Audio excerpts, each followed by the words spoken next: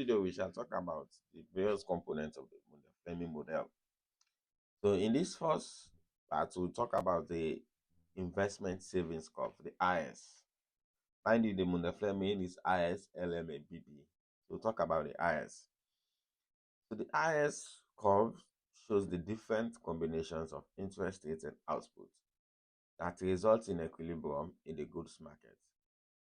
So it gives you the different combination, different mix of interest rates and output that leads to equilibrium in the goods market.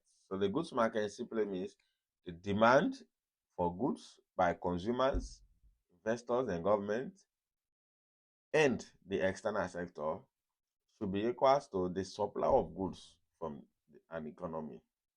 So the starting point for understanding the workings of the MFM, the Mundell-Fleming model, is identifying the distinction between the goods market in a closed economy and in a small open economy. Now, the goods market condition in a closed economy is that Y, which indicates aggregate supply, should be equals to C plus I plus G, which indicates aggregate demand. However, for an open economy, Y, which is aggregate supply, has the same element of a closed economy, C plus I plus G, plus X minus M. Now, X minus M is simply the open economy component, which is net export. X means export, M means import. So G is government spending, I is investment, C is consumption, Y is output. So the IS curve continued. So the distinction between the two conditions for the closed and open economy is X minus M, or NX, net export.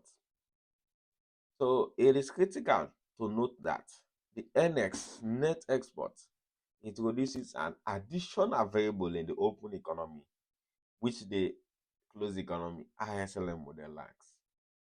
So it is peculiar to a system open to international relations. So this additional variable is the exchange rate. Basically, if you export goods, if you export goods, let's say from Sierra Leone to another country, they have to pay you in foreign currency. But you are selling your good in a loan. So if someone is paying you foreign currency, then you have to use the exchange rate to evaluate whether what they are paying is actually in line, is the same value as your money. Understand? So that's why exchange rate is important. Or your import, if you want to purchase from another country, you also have to import. You also have to pay your local currency in exchange for foreign goods, which are valued in foreign currencies. So that's why exchange rate is an additional variable. So the net export is primarily determined by the level of domestic income and exchange rates. What do we mean? Net export is a decreased function of income and exchange rate. It simply means if you have more income as a domestic citizen, you feel wealthy, you want to purchase more goods, it's more likely for you to purchase imported goods. It's more likely for you to want to purchase the latest iPhone, the latest designers, the latest manufacturing items, vehicles, things like that. And they are not made in your domestic country, for example. You have to purchase them from other countries. So this means as you purchase them, M, which is import, increased. Without any change in X, then net export falls.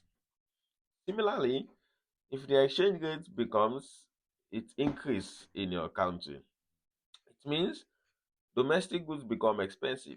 So because domestic goods become expensive, as a rational person, you will choose to purchase from another country. So in that case, you switch your expenditure pattern from domestic to foreign. So as you purchase more foreign goods, import increase. And when import increase, then net export will fall. So generally, the IS curve is negatively sloped, indicating that there is an inverse relationship between exchange rate and output. So this is shown in figure 1. So in figure 1, you see the IS curve is downward sloping. Exchange rate is shown in the y-axis, income or output is shown in the x-axis. So initially at point A, the economy has um let's say E1 Y0, just a mistake, but it should be E0 and Y0. But now, as the exchange rate falls, it depreciated. Understand? So domestic goods become cheaper. So you prefer to buy domestic than foreign. So export will increase because foreign also would prefer to buy your goods because your goods are cheaper. So export will increase, net export increase, and output will increase. Yeah? So in the next video, we shall talk about the LM curve. Yeah, so